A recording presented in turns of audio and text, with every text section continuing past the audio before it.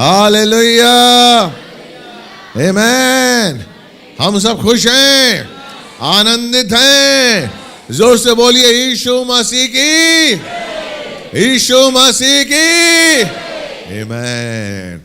प्रभु हमसे बहुत प्यार करता है और जब भी मैं इस एहसास को, इस विचार को, इस स्वभाव को अपने अंदर पाता हूं, मैं बहुत खुश होता हूं कि वो पिता, वो परमेश्वर जिसने आकाश और धरती की रचना की, जिसने स्वर्ग बनाया, वो मुझसे प्यार करता है। उसने मेरा नाम अपनी हथेली पर लिखा हुआ है। उसने अपने इकलौते पुत्र का बलिदान दिया ताकि मैं सुख पाऊं। Praise the Lord. इतना प्यार करने वाला कौन है? बिना स्वार्थ के उसने मुझसे प्यार किया, उसने मुझे दिया है। उसने कुछ मांगा नहीं है, उसने कुछ शर्त नहीं रखी। उसने नहीं कहा कि कोई शर्त है कि तुम मुझे प्यार करो। उसने कहा तुम अपने दिल से मेरे करीब आओ और मैं बाहें फैलाकर तुम्हारा इंतजार कर रहा हूं।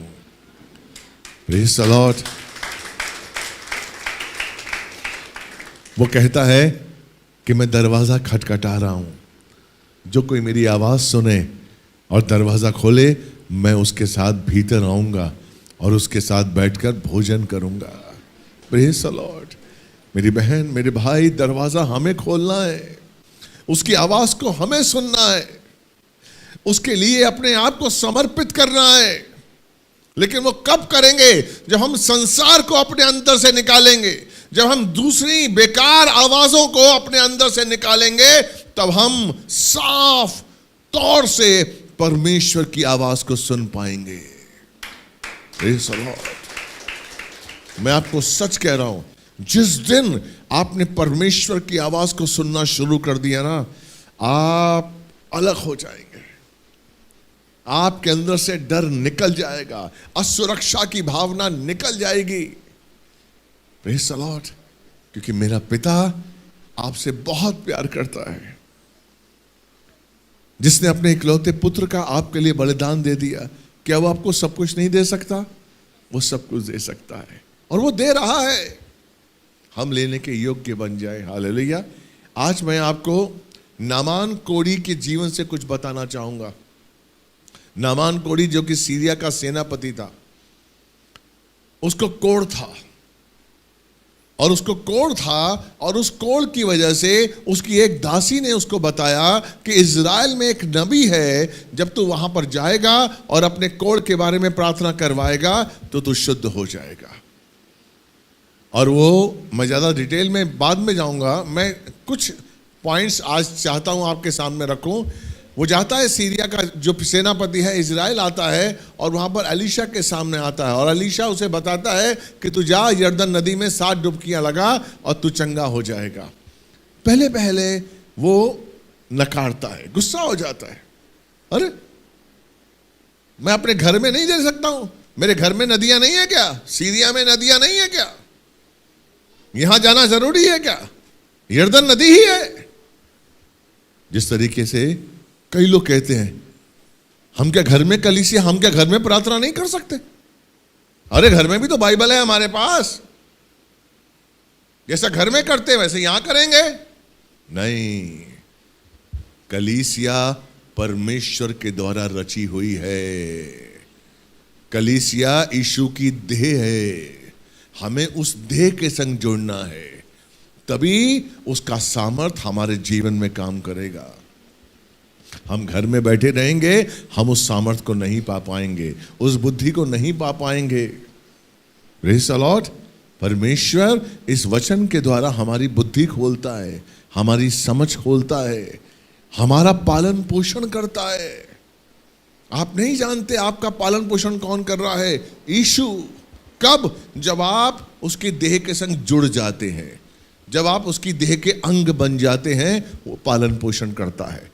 तो आज मैं नामान कोढ़ी से आपको कुछ सिखाने की कोशिश करूंगा कि जैसे ही एलीशा ने कहा कि जाओ यरदन नदी में तुम 7 डुबकियां लगाओ, ये 7 डुबकियां हमें क्या बताती हैं? आज इन 7 डुबकियों के बारे में हम जानेंगे। कलीसिया में इन 7 डुबकियों का क्या महत्व है। कलीसिया में एक जो प्रभु का बंदा आता है चुना हुआ, उसके लिए ये 7 डुबकियां क्या मायने रखती हैं। 7 डुबकियां नामान कोढ़ी के लिए क्यों जरूरी थी, आज मैं आपको बताऊंगा। उन 7 डुबकियों में क्या था, उन 7 डुबकियों से हमें क्या शिक्षा मिलती है। हमें भी जब परमेश्वर के चर्च में आना है, जब कलीसिया में आना है, तो हमें भी 7 डुबकियां लगानी हैं। अगर हम चर्च में यूं ही बैठे रहेंगे, अगर हम चर्च में चर्च के अंग बन के नहीं रहेंगे, अगर इन 7 डुबकियों के अनुसार अपने जीवन को नहीं गुजारेंगे, तो जिस तरीके से नामान कोढ़ी का जो शरीर है, जब वो 7वीं डुबकी निकाल के बाहर आया, तो उसका शरीर, वचन कहता है कि उसका बच्चे की त्वचा की तरह हो गया। Praise the Lord. जब तक आप 7 डुबकियां नहीं लगाएंगे, तब तक आपकी पूरी तरीके से पवित्रता आपके जीवन में नहीं आएगी। आप उस बच्चे की तरह कोमल नहीं हो पाएंगे। जब तक आप 7 डुबकियां नहीं लगाएंगे, परमेश्वर का स्वभाव आप में नहीं आएगा। जब तक आप 7 डुबकियां नहीं लगाएंगे, आप शुद्धता, पवित्रता को नहीं पा सकते हैं। तो 7 डुबकियां जो नामान कोढ़ी ने लगाई थी, वही 7 डुबकियां हर मसीह को लगानी है, हर विश्वासी को लगानी है। Praise the Lord. नामान कोढ़ी सीरिया का सेनापति था, और वो बहुत बहुत बहुत घमंडी था, बहुत उसके पास पैसा था, बहुत ही उसके पास ड्रेसेस थी, नाम था उसका। उसके सामने कई हजारों जो सैनिक थे उसके सामने सलाम करते थे, उससे झुकते थे। हालेलुया। और एलीशा ने कहा, तू जा, अगर तू चंगा होना चाहता है तो यरदन नदी में 7 डुबकियां लगा, तू चंगा हो जाएगा। Praise the Lord. अगर आप लिखना चाहें तो आप लिख सकते हैं, पहली डुबकी। पहली डुबकी का मतलब क्या है कि अपने नंगेपन और कमजोरियों को सबके सामने स्वीकार करना।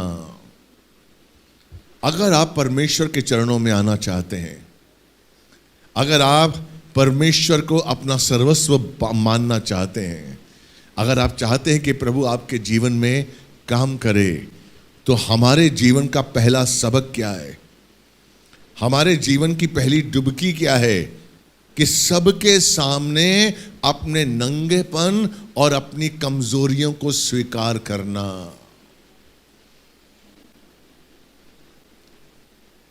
यही पहला सबक है, यही पहली डुबकी है कि हम जब प्रभु के सामने आए तो अपने आप को खाली करें, उससे कहें कि मैं कुछ नहीं हूं, उससे कहें कि मुझे तेरी जरूरत है, उससे कहें कि तू है तो मैं हूं। हां, मैं एक पापी हूं, मैं पापी था, मैं शराब पीता था, मैं अपनी बीवी को मारता था, मैं चोरी करता था। अपनी कमजोरियों को सबके सामने स्वीकार करिए, अपने नंगेपन को सबके सामने स्वीकार करिए कि मैं गलत था, और अब मैं तेरी पवित्रता के साथ शुद्ध होना चाहता हूं, तेरा सामर्थ्य पाना चाहता हूं। लेकिन उसका सामर्थ्य आपको कब मिलेगा, जब आप सबके सामने स्वीकार करेंगे कि यस, मुझे कलीसिया की जरूरत है, मुझे यीशु की जरूरत है, मैं कुछ नहीं था और मुझे अब यीशु चाहिए। हालेलुया। Praise the Lord. हम सोचते हैं कि मैं प्रभु से बात करूं, हम सोचते हैं कि मेरी कमजोरियां किसी को पता ना चले। Praise the Lord. हम सब क्या है, जब हम आए थे हम क्या थे, हम सब में पाप था, हम सब पापी थे, हम सब गलत सोचते थे, हमारे विचार गलत थे, हमारी निगाहों में व्यभिचार था, हमारे अंदर धोखा था, षड्यंत्र था, गुस्सा था, नफरत था। लेकिन जब तक आप स्वीकार नहीं करेंगे अपने अहम को, जब तक आप स्वीकार नहीं करेंगे अपनी ईगो को, जब तक आप स्वीकार नहीं करेंगे कि नहीं, तब तक परमेश्वर आपके जीवन में काम नहीं कर सकता। परमेश्वर आपके अंदर काम नहीं कर सकता। पहले आपको स्वीकार करना पड़ेगा, पहले आपको दरवाजे खोलने पड़ेंगे, पहले आपको बताना पड़ेगा कि यस परमेश्वर मैं कुछ नहीं हूं। नामान कोढ़ी, सोचिए कि वो एक सेनापति था। जब वो तैयार हुआ करता था तो एक कमरे में उसके गिने चुने लोग उसके साथ रहते थे, उसको राजसी वस्त्र पहनाते थे, उसका हर जो कमजोर जो गलत हिस्सा होगा उसको ढांपते थे, उसके लिए कपड़े बनते थे, उसका जहां पर कोढ़ था वो कोढ़ दिखाई नहीं देता होगा। लेकिन आज एलीशा ने कहा, परमेश्वर ने कहा कि तुझे आज अपनी सेना के सामने, अपनी दुनिया के सामने अपने कमजोरियों को स्वीकार करना है।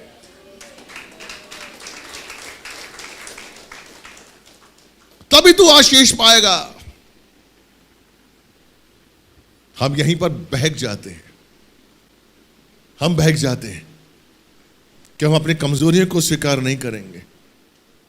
नहीं, अगर आप अपनी कमजोरियों को स्वीकार नहीं करेंगे तो उसका सामर्थ्य नहीं प्राप्त कर पाएंगे, वो बुद्धि प्राप्त नहीं कर पाएंगे जिसके द्वारा वो आपको आगे बढ़ाना चाहता है, उसके स्वभाव को आप प्राप्त नहीं कर पाएंगे अगर आप अपनी गलतियों को स्वीकार नहीं कर पाते हैं।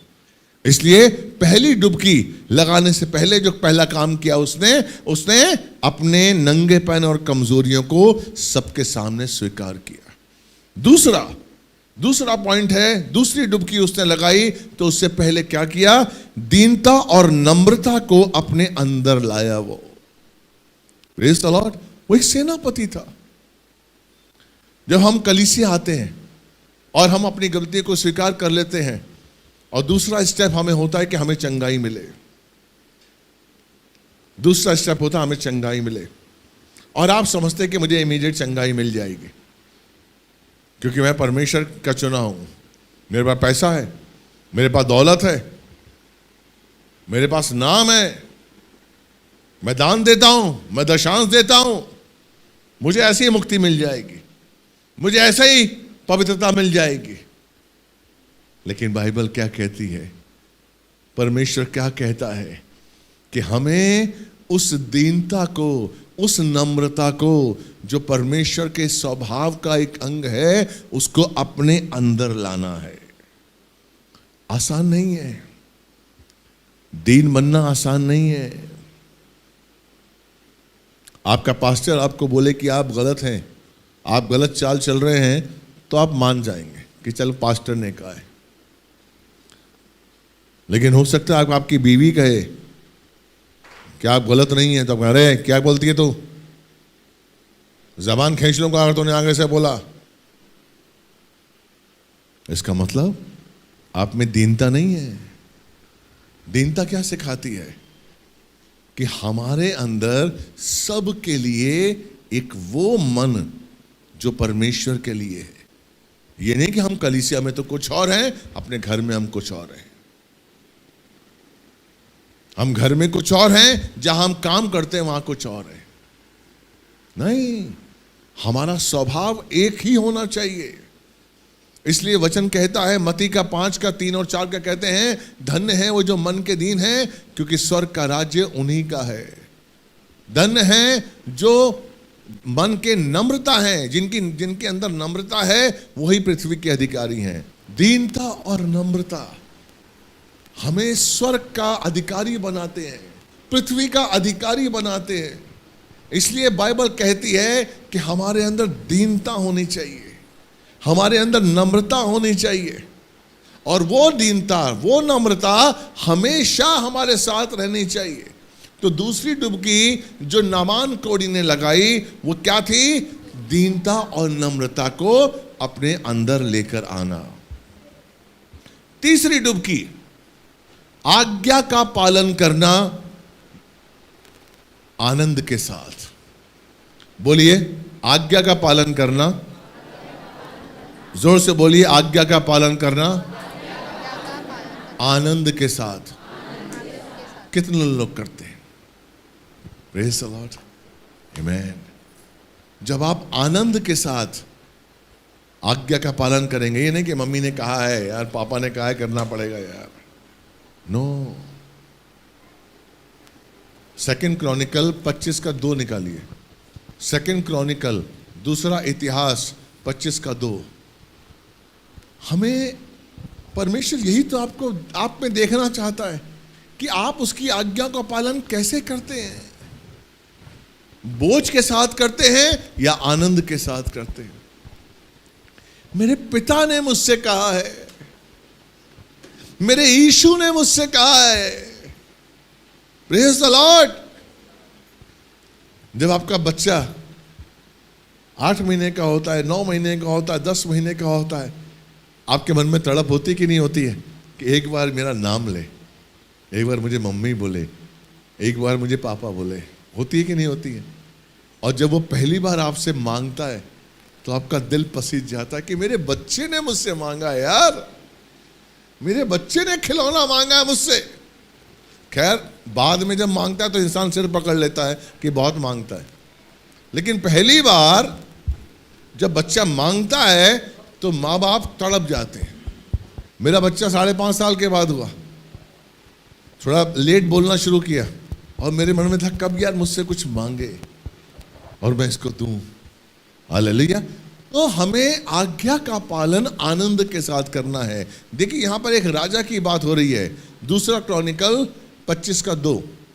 उसने वो किया जो यहोवा की दृष्टि में ठीक है, आगे, परंतु खरे मन से न किया। खरे मन से नहीं किया। उसने किया कि जो यहोवा की दृष्टि में ठीक है उसने किया, लेकिन मन से नहीं किया। Praise the Lord. हम चर्च आ रहे हैं, हम बाइबल पढ़ रहे हैं, हम मसीह हैं, लेकिन वचन क्या कहता है? क्या आप आनंद के साथ कर रहे हैं? खरे मन से कर रहे हैं? ये परमेश्वर की वाणी है, मुझे परमेश्वर की वाणी को मानना है। हेलो, 119 का पहला भजन संहिता, 119 का पहला। क्या ही धन्य है वे जो चाल के खरे हैं और यहोवा की व्यवस्था पर चलते हैं। आमीन। क्या ही धन्य है वो जो चाल के खरे हैं।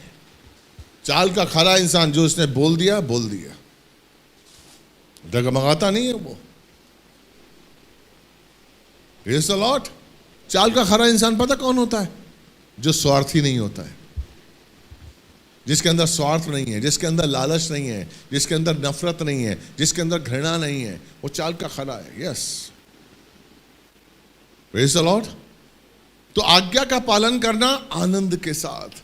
तो जब उसने तीसरी डुबकी लगाई तो उसने दीनता और नम्रता को अपने अंदर वो लाया और आनंद के साथ उसने उस आज्ञा का पालन किया।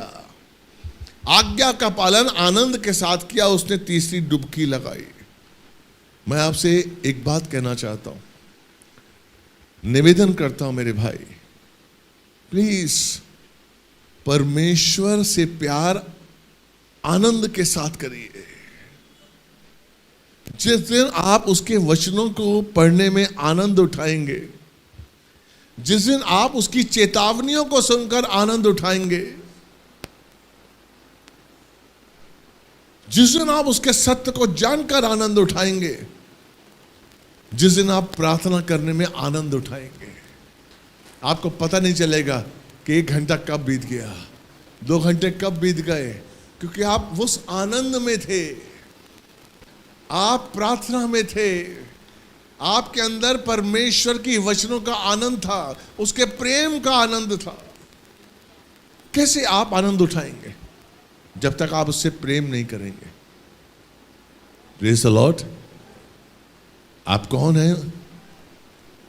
आप परमेश्वर की दृष्टि में कौन हैं? आप कैसे आनंद उठाएंगे जब आप ये नहीं महसूस करेंगे कि आप एक संत हैं, आप परमेश्वर की धार्मिकता हैं, आप परमेश्वर की पवित्रता हैं, आपको परमेश्वर ने अपना उत्तराधिकारी बनाया है, आपको परमेश्वर ने अपनी आत्मा दी है, आपके अंदर परमेश्वर अपना स्वभाव डाल रहा है। पता है आपके अंदर परमेश्वर अपना स्वभाव क्यों डालता है? ताकि आप उसको समझ सकें। वो चाहता है मेरा बच्चा मुझे समझे, क्योंकि जब तक आप उसे नहीं समझेंगे ना, आप मसीह जीवन नहीं जी पाएंगे। जरा सी चीज आपसे कुछ ली जाएगी ना, आप रिवोल्ट करेंगे। Praise the Lord। क्योंकि आप समझ नहीं रहे, आप समझ नहीं रहे। 25 साल के बाद इब्राहिम को लड़का दिया। 25 साल पहले उसको वादा किया था। वो 25 साल तक क्या कर रहा था? परमेश्वर 25 साल तक इब्राहिम को बना रहा था, संवार रहा था। Praise the Lord. उसका नाम अब्राहिम था, उसको अब्राहिम कहा दिया गया। अब्राहिम इब्रानी वर्णमाला, इब्रानी अगर आप भाषा है उसकी वर्णमाला में जो हे शब्द है वो अनुग्रह को दिखाता है। जैसे कि हिंदी की है ना वर्णमाला का खा गा गा घा, वैसे इब्रानी की है। तो इब्रानी की जो वर्णमाला है उसका जो 5वां शब्द है वो हे को दिखाता है। तो पहले अब्राहम का नाम क्या था? अब्राम। उसने इब्रानियों का 5वां शब्द लगाया, इब्राहिम, अनुग्रह का पिता। Praise the Lord. उसने उसे इब्राहिम बनाया, अब्राम से इब्राहिम बनाया। Praise the Lord. वो आपको कठोरता से नम्र बनाना चाहता है। वो आपके अपने स्वभाव को निकालकर अपना स्वभाव आप में डालना चाहता है। आमीन। हम इन चीजों पर ध्यान नहीं देते कि परमेश्वर अपना स्वभाव मुझ में डाल रहा है। हम इस बात से खुश नहीं होते। हम सोचते हैं हमारी नौकरी में तरक्की नहीं हो रही, हमें पैसा नहीं मिल रहा। आपको पता है वो अपना स्वभाव आप में कब डालता है? जब आपको वो परीक्षा में लाता है। आप परीक्षा में परेशान हो जाते हैं।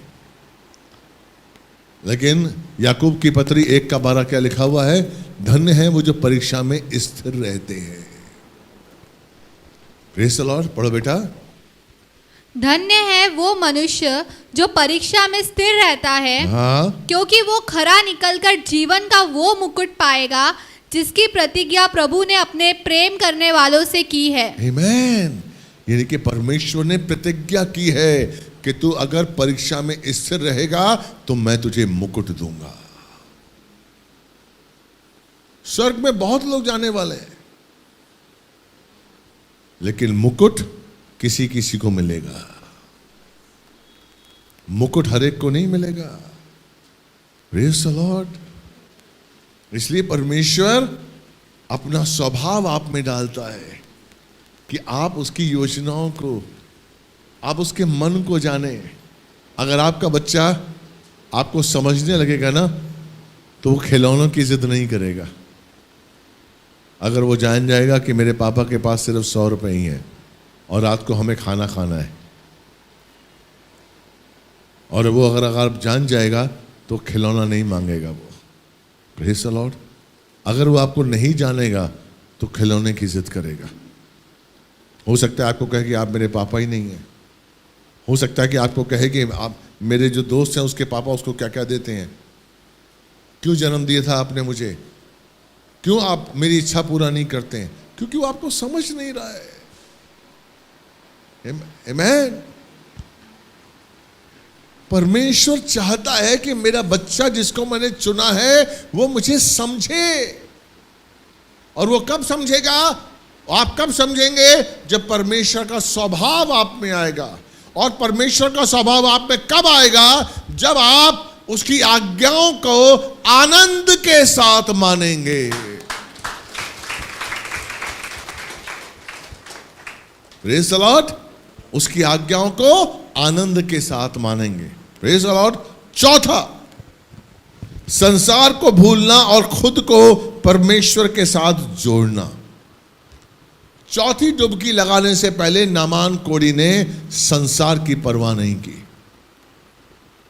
हो सकता है शुरू में की हो कि मेरे सैनिक खड़े हुए, यार इनके सामने कपड़ा उतारना पड़ेगा मुझे, इनके सामने आज मुझे अपना कमजोरी, अपनी गलतियां दिखानी पड़ेंगी। फिर उसके अंदर दीनता आई, फिर उसने उस आज्ञा को माना। लेकिन उस अब चौथे जो डुबकी में उसे संसार की परवाह नहीं की कि मुझे डुबकी लगानी है, मुझे परमेश्वर की आज्ञा माननी है। कई बार हम संसार की परवाह करते हुए परमेश्वर की आज्ञा भी मानते हैं। गलत। संसार आपको कभी आज्ञा मानने नहीं देगा, कभी नहीं आज्ञा मानना देगा। संसार आपको अपने अनुसार चलाना चाहेगा, और परमेश्वर चाहता है कि मेरा बच्चा मेरे अनुसार चले। Hallelujah, praise the Lord. जैसे मरियम मगदलीनी, आप सब जानते हैं, वो एक वेश्या थी। उसे जैसे ही उससे माफी मिली, अगर आप यूहन्ना 8 पढ़ेंगे पूरा 1 से 7 के बीच में, तब आपको पता चलेगा किस तरीके से मरियम मगदलीनी को यीशु मसीह ने माफ किया कि मैं भी तुझे माफ करता हूं। Praise the Lord. उसने जब माफी प्राप्त कर ली, उसने परवाह नहीं की संसार की। वो एक शमौन कोढ़ी के पास बैठा हुआ था, वहां पर खाने के लिए उसको बुलाया गया था, और वहां मरियम मगदलीनी पहुंचती है और वो 300 दिनार की इत्र की बोतल लेकर आती है। मेरे ख्याल उसकी पूरी जीवन भर की कमाई होगी। 300 दिनार की बोतल लाकर वो उसके सिर पे फोड़ देती है। Praise the Lord. उसे संसार से परवाह नहीं की, उसने अपने आप को परमेश्वर से जोड़ा। कई लोग थे वहां पर जो जानते थे कि वो वैश्या है।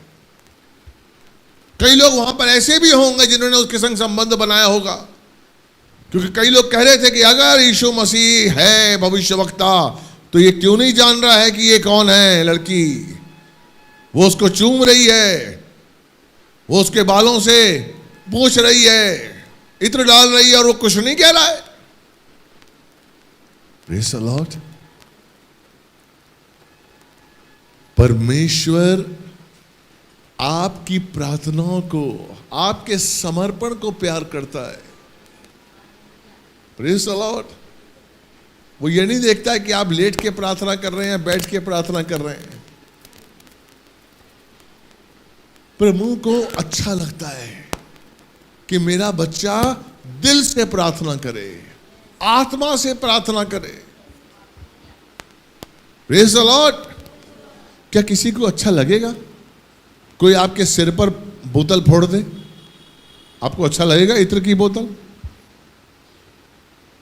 यीशु मसीह को भी लगा होगा, लेकिन यीशु मसीह क्या देख रहा था मरियम मगदलीनी में? अपने लिए प्रेम देख रहा था। Praise the Lord. अपने लिए प्रेम देख रहा था। आप कैसे परमेश्वर से प्रेम करते हैं? आपका प्रेम करने का तरीका क्या है? परमेश्वर उस प्रेम को देखता है, परमेश्वर उस तरीके को देखता है कि आप किस तरीके से चर्च आते हैं, आप किस उद्देश्य से चर्च आते हैं। आप परमेश्वर से मिलने के लिए आए हैं या किसी और से मिलने के लिए आए हैं? आपका उद्देश्य क्या है चर्च में आने का? परमेश्वर आपके उद्देश्य को देखता है, परमेश्वर आपके नजरिए को देखता है कि आपका नजरिया क्या है। बाइबल को पढ़ते समय आपका नजरिया क्या है? जब आप प्रार्थना कर रहे हैं तो आपका नजरिया क्या है? Praise the Lord. परमेश्वर हमेशा आपके नजरिए पर ध्यान देता है कि मेरा बच्चा मुझे किस तरीके से प्यार करता है। इसलिए यीशु मसीह ने कहा अपने चेलों से कि एक ऐसा वक्त आएगा कि जब भी सुसमाचार का नाम लिया जाएगा तो इस मरियम मगदलिनी का जिक्र भी होगा, क्योंकि उसने दिल से प्रेम किया है। इसने संसार की परवाह नहीं कि लोग क्या सोचेंगे। ये सब जानते हैं मुझे कि मैं एक समय में वैश्या थी, लोग क्या सोचेंगे, नहीं, क्योंकि वो समर्पित थी।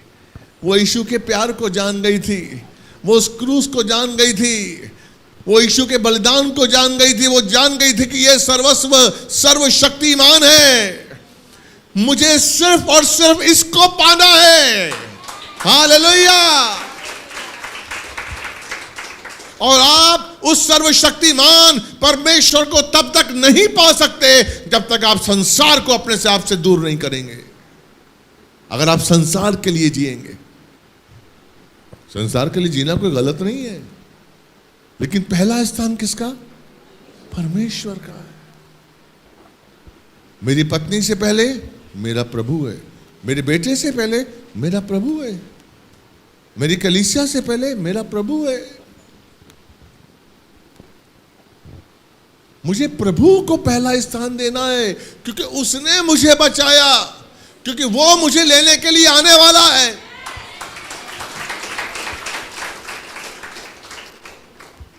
Praise the Lord. तो क्या था कि संसार को भूलना और खुद को परमेश्वर से जोड़ना। पांचवा, प्रार्थना करते हुए खुद को शून्य बनाने की कोशिश करना। हम प्रार्थना में मांगते हैं, हम प्रार्थना का मतलब ही ये समझते हैं मांगना, कि हमें प्रार्थना करनी है तो कुछ मांगना है। प्रार्थना का मतलब है कि हम परमेश्वर से मांगे अपनी नौकरी, अपने बच्चों के लिए पैसा, कर्जों से मुक्ति, बीमारी ठीक हो जाए, ये ठीक हो जाए। हम प्रार्थना का मतलब यही समझते हैं, लेकिन नहीं मेरे भाई, प्रार्थना का मतलब है अपने आप को प्रभु से जोड़ना और खुद को शून्य करना। यिर्मयाह 33:3 में क्या लिखा हुआ है कि मुझसे प्रार्थना कर और मैं तुझे वो गूढ़ बातें बताऊंगा, वो कठिन बातें बताऊंगा जिन्हें तू नहीं जानता। पढ़िए बेटा, यिर्मयाह 33:3। मुझसे प्रार्थना कर और मैं तेरी सुनकर तुझे बड़ी बड़ी और कठिन बातें बताऊंगा जिन्हें तू अभी नहीं समझता। तू नहीं समझ रहा कि मैंने तुझे चुना क्यों है, तू नहीं जानता कि मैंने अपनी आत्मा तुझे क्यों दी है। तुझे वो गूढ़ बातें बताऊंगा, वो कठिन बातें जो तेरे लिए कठिन है। मुझसे प्रार्थना कर। लेकिन वो बातें आपको कब पता चलेंगी? जब आप अपने आप को शून्यता की ओर लेके जाएंगे। अगर आप प्रार्थनाओं में अपने ही लिए मांगते रहेंगे, स्वार्थ की बातें मांगते रहेंगे, तो आपको परमेश्वर का प्रकाशन नहीं मिल पाएगा, नहीं मिल पाएगा। हम लोग मसीह होने के बाद भी बहुत अज्ञानी हैं, बहुत। आप सोचते हैं कि अगर हम नहीं मांगेंगे तो परमेश्वर देगा नहीं। अगर हमने आज रोटी नहीं मांगी तो हमें परमेश्वर नहीं देगा, नहीं। मेरे भाई, मेरी बहन, मांगने का तरीका बदलिए, मांगने की चीजों को बदलिए। Praise the Lord.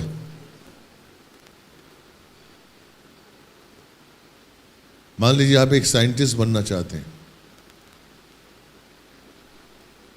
अगर आप ये कहेंगे कि साहब मुझे एक साइंटिस्ट की सीट मिल जाए, प्रार्थना कर रहे हैं आप कि मुझे उस सीट पर बैठना है, उस केबिन में बैठना है जहाँ वो एक साइंटिस्ट बैठता है, मुझे उस केबिन पे बैठना है। और आप ये ना मांगे कि साइंटिस्ट बनने के लिए वो ज्ञान मुझे चाहिए, तो क्या वो सीट आपको मिल सकती है? क्या उस सीट पर आप बैठ सकते हैं? Praise the Lord.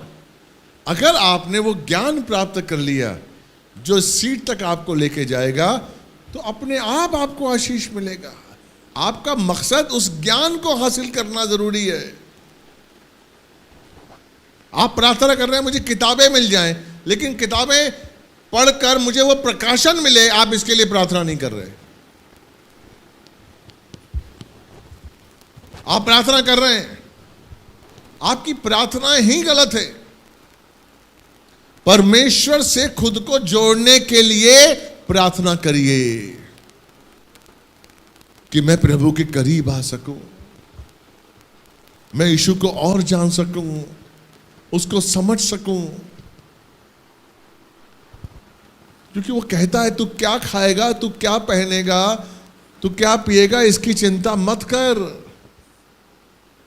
लिखा हुआ मत्ती 6:31 में, तू इसकी चिंता मत कर। और हम इसी की चिंता करते हैं। हम प्रार्थना करते हैं प्लीज मुझे खाने के लिए रोटी दे दे, मुझे पहनने के लिए कपड़ा दे दे, मुझे रहने के लिए मकान दे दे, bank balance they they.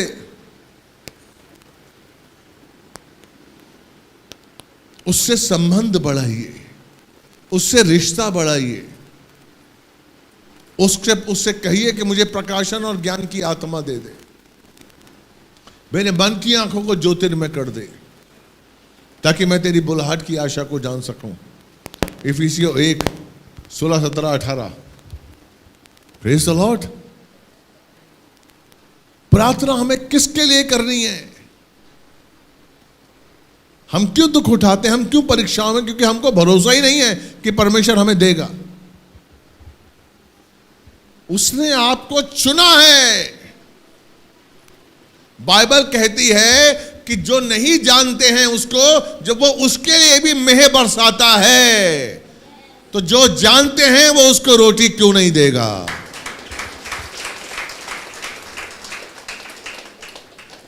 Praise the Lord. आप अपने आप को जानते नहीं कि आप कौन हैं। आप परमेश्वर के चुने हुए दास हैं, आप एक संत हैं। Praise the Lord. इसलिए 5वीं डुबकी उसने लगाई प्रार्थना करते हुए खुद को शून्य बनाने की। छठा, ऐसा विश्वास करना कि मेरा अच्छा ही होगा। जब आप चर्च में आते हैं, जब आप प्रार्थना करते हैं, तो आपका विश्वास ऐसा मुकम्मल होना चाहिए कि मेरे जीवन में अच्छा ही होगा। आप समझे कि नहीं? मेरे जीवन में अच्छा ही होगा। मेरा जीवन में बुरा हो नहीं सकता। जो बुरा था वो यीशु मसीह ने ले लिया। आपको मांगना नहीं आता, आपको मांगना नहीं आता। दाऊद ने मांगा था, इस गोलियत का सर मुझे चाहिए, इस गोलियत का सर मैं ला दूंगा। उसके पास क्या था? क्या था उसके पास?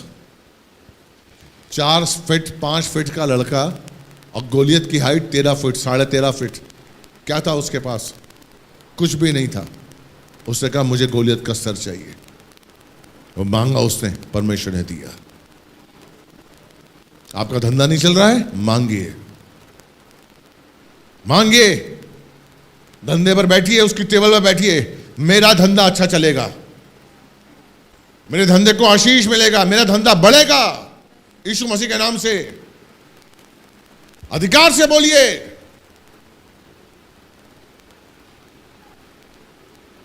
लेकिन उसके लिए वैसा चलिए।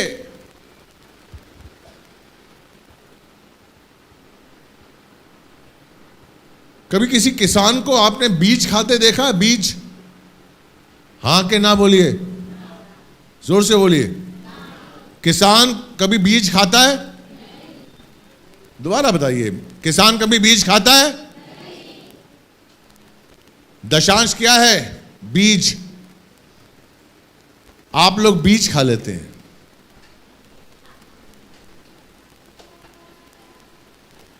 दशांश क्या है?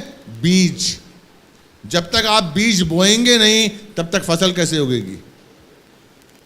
लेकिन यहां बहुत से लोग हैं जो बीज ही खा लेते हैं। ना फसल उगती है और आपकी सेहत अलग खराब हो जाती है। आपको बताऊं बरकत कैसे हो सकती है? आप चाहते हैं आपके जीवन में बरकत? कितने लोग चाहते हैं आपके जीवन में? आप चाहते हैं बरकत? एक रास्ता बताऊं, मैंने भी सीखा है, आपको भी सिखा सकता हूं। मान लीजिए आप 1000 रुपए कमाते हैं, कितना दशांश हुआ? बोलिए कितना हुआ? 1000 रुपए का दशांश कितना हुआ? 100 रुपया। जिस दिन तनख्वाह मिलती है या आपको हफ्ते में पैसा मिलता है, उस 1000 का दशांश 100 रुपए निकालिए और 100 रुपए निकालिए भविष्य के लिए। उसी समय दशांश 10% निकालिए प्रभु के लिए और उसी समय 10% निकालिए अपने भविष्य के लिए, और उस 80% पर हाथ रखिए और परमेश्वर की बरकत का आशीष मांगिए। आप देखिए, आपका 80% में परमेश्वर आशीष देगा, आपका घर चलेगा, और वो जो 10% आपने भविष्य के लिए रखा है उसको बरकत मिलेगी। आप बीज खा लेते हैं, फसल कैसे कटेगी? जो आपको ब्लेसिंग मिली है उसका दशांश परमेश्वर का है, आपका नहीं है वो। क्यों आशीष नहीं मिल रही आपको? हाँ, कभी कभी होता है कि इंसान को 1000 मिलता है, इमीडिएट दे देता है। 10,000 मिला, 1000 दे दिया। 50,000 मिला, 5,000 दे दिया। 5 लाख जब आता है तो इंसान कहता है, अरे यार ये तो इसमें प्रभु का क्यों हो सकता है? 5 लाख आए मेरे पास, अभी मैं क्यों? वहीं गड़बड़ी करता है, वहीं बेवकूफी करता है वो। Praise the Lord. जब आपके पास नहीं था तो 50,000 भी किसने दिया? लाख किसने दिया? 5 लाख किसने दिया? कैसे आशीष पाएंगे आप?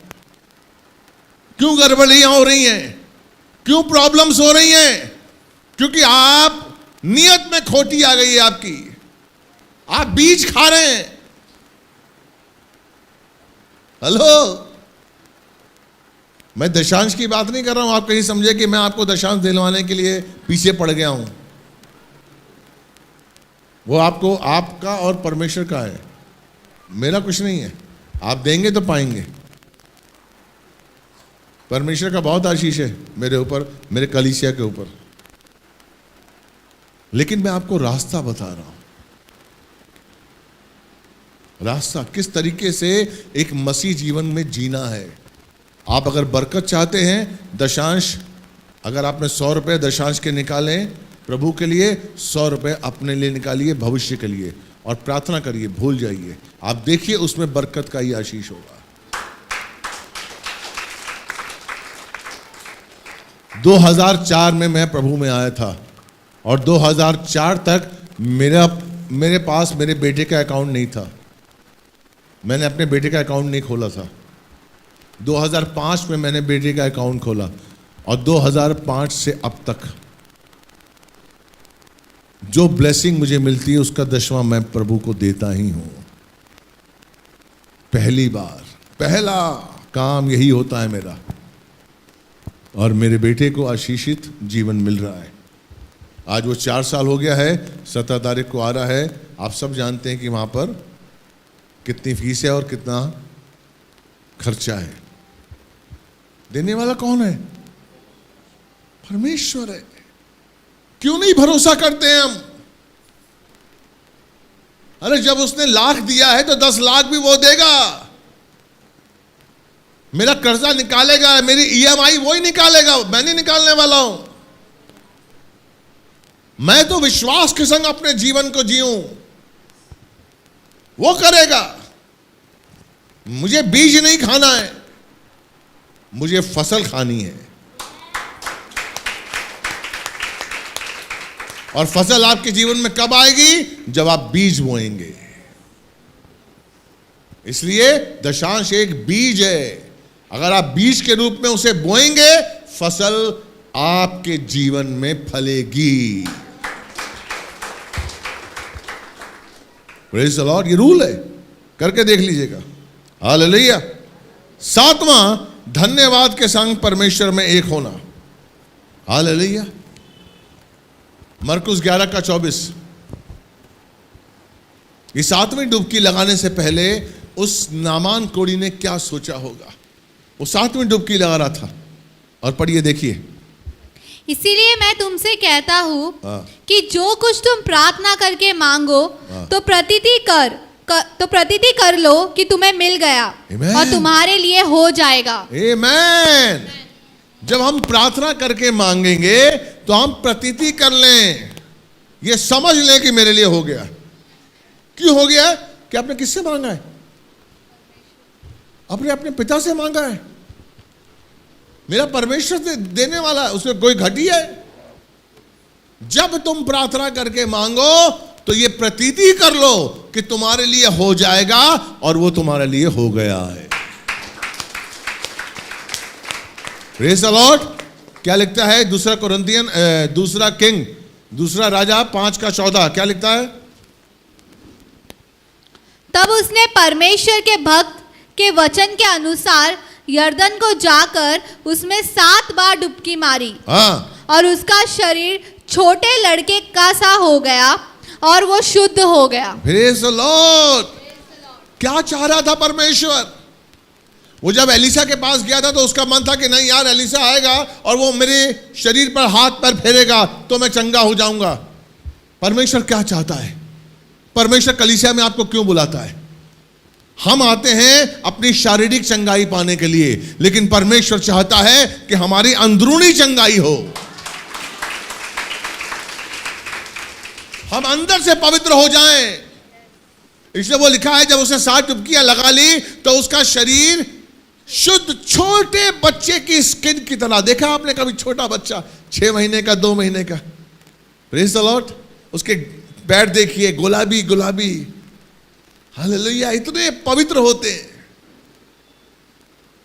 और उसका शरीर छोटे बच्चे की तरह हो गया, और वो क्या हो गया? शुद्ध हो गया। शुद्ध हो गया। 7 डुबकियां आपको शुद्धता की ओर लेके जाती हैं, और ये डुबकियां लगाना हर एक मसीह का कर्तव्य है। Praise the Lord. और शुद्धता का आशीष अगर आपको मिल जाएगा मेरे भाई मेरी बहन, तब आप परमेश्वर के स्वभाव में आ जाएंगे, तब आप परमेश्वर की योजनाओं को समझेंगे, तब आप परमेश्वर के सामर्थ्य को महसूस करेंगे, तब आप महसूस करेंगे कि परमेश्वर आपके साथ है और वो आपके साथ चल रहा है, वो आपसे काम कर रहा है आपके साथ। Praise the Lord. और तब आप आज्ञा के साथ, आनंद के साथ उसकी आज्ञाओं को मानेंगे। Praise the Lord. हम कलीसिया आ रहे हैं, कलीसिया में परमेश्वर का सामर्थ है। अंधकार की शक्तियां कलीसिया में वास नहीं करती हैं। प्रधानताएं, प्रभुत्ता, हर वो शक्ति, हर वो नाम जो इस युग में आगे या आने वाले युग में लिया जाएगा, वो हर नाम यीशु मसीह के पैरों के नीचे है। हर नाम। इसलिए मेरे भाई, आप उस अधिकार को समझिए, मत शर्माइए, अपने आप को परमेश्वर के पास लेके जाइए, उससे कहिए कि मुझ में कमियां हैं, और उसका स्वभाव, उसकी दीनता, उसकी नम्रता, उसका आनंद, वो विश्वास, धन्यवाद के साथ अपने जीवन को बिताइए। छोटी सी छोटी चीजों में भी धन्यवाद करिए। मेरे भाई, नियम चर्च के बाइबल के नियम है। अगर आप नियम के साथ चलेंगे, आपको कोई रोक नहीं सकता है। आशीषों की बारिश आपके जीवन में होगी। आप परमेश्वर के घर में अगर चोरी करते हैं तो परमेश्वर जानता है। आप नुकसान उठाएंगे, मेरा कुछ नहीं है। जब हम परमेश्वर के राज्य में बीज बोते हैं ना, तो हम अनंत काल की फसल काटते हैं। बढ़ोतरी का आशीष मिलता ही रहता है। एक गारंटी होती है हमारे सामने, हमारे साथ, हमारे जीवन में, कि परमेश्वर हमारे साथ है। लेकिन जब हम चोरी करते हैं, उस बीज को खा लेते हैं, तो वो किसी दूसरे रास्ते से वो चीजें निकल जाती हैं, वो पैसा खत्म हो जाता है। आप आशीष पाना चाहते हैं? आप बीज बोना चाहते हैं या बीज खाना चाहते हैं? बोलिए, आप बीज बोना चाहते हैं या बीज खाना चाहते हैं? Praise the Lord. मैं आपको चैलेंज करता हूं, आप अपने जीवन में फसल उगते हुए और काटते हुए देखेंगे हमेशा। Hallelujah, praise the Lord. तो आज नामान कोढ़ी के जीवन से हमने देखा कि 7 डुबकियां हमें क्या सिखाती हैं, और इन्हीं 7 डुबकियों के अनुसार हमें इस संसार में रहना है, इस कलीसिया में रहना है। आज का वचन आपने ग्रहण किया? आपको अच्छा लगा? और अगर कुछ चीजें आपको समझ में आई हों और याद रह गई हों, प्लीज अपने दूसरे भाई बहनों को सिखाइए। हमारा काम यही है कि हम दूसरों के लिए आशीष का कारण बने। अगर हम दूसरों के लिए आशीष का कारण नहीं बनते हैं और हम दूसरों के लिए ठोकर का कारण बनते हैं, तो परमेश्वर ने इसके लिए सजा भुगत की है कि जो दूसरों के लिए ठोकर का कारण बनता है, उसके गले में चक्की का पाट डालकर उसको समुद्र के अंदर डाल देना चाहिए। इसलिए कोशिश करिए मेरे भाई, अपनी ईगो से निकलिए, घमंड से निकलिए। किसी के लिए हमें आशीष का कारण बनना है, ठोकर का कारण नहीं बनना है। आइए हम खड़े हो जाएं, प्रार्थना करते हैं।